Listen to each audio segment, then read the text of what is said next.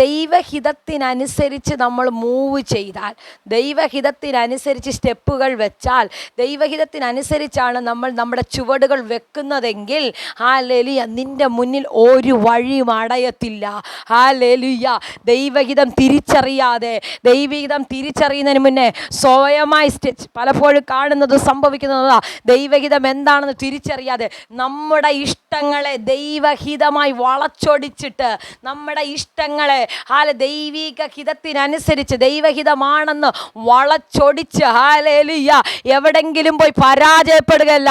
പ്രാർത്ഥനാ മുറി കയറിയിരുന്ന് നീ ഓരോ സ്റ്റെപ്പുകൾ വെക്കുമ്പോൾ, നിങ്ങൾ അടുത്ത കാര്യങ്ങൾ ചെയ്യാൻ തുടങ്ങുമ്പോൾ, കർത്താവേ ഇതിനകത്തെ ദൈവഹിതം എനിക്ക് കാണിച്ചു തരണമേ, ഇതിനകത്തെ ദൈവിക പദ്ധതി എന്താണെന്ന് തിരിച്ചറിയിക്കണമേ, എന്നോട് സംസാരിക്കണമേ എന്ന് പ്രാർത്ഥിച്ച് ആ ദൈവത്തോട് ദൈവശബ്ദം കേട്ടിട്ട് സ്റ്റെപ്പ് എടുത്ത് വെക്കാൻ തുടങ്ങിയ ഞാൻ ആത്മാവിൽ വിളിച്ചു പറയാൻ, ദൈവമക്കളെ, നിങ്ങളുടെ വഴി അടയത്തില്ല, നിന്റെ വഴി ഒന്നും അടയത്തില്ല.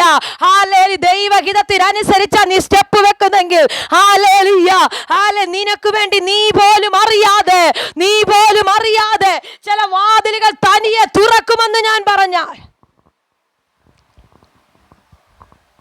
ഹല്ലേലൂയ, ഇന്ന് പല വാതിലുകളും അടഞ്ഞു കിടക്കുന്നുണ്ടെങ്കിൽ ദൈവത്തോട് ചോദിക്കുക, കർത്താവേ ദൈവഹിതമായിരുന്നോ ഞാൻ എടുത്തു വെച്ച സ്റ്റെപ്പുകൾ? എൻ്റെ തീരുമാനം ദൈവഹിതമായിരുന്നോ? ഹല്ലേലൂയ. എൻ്റെ ചിന്തകൾ ദൈവഹിതത്തിനനുസരിച്ചായിരുന്നോ?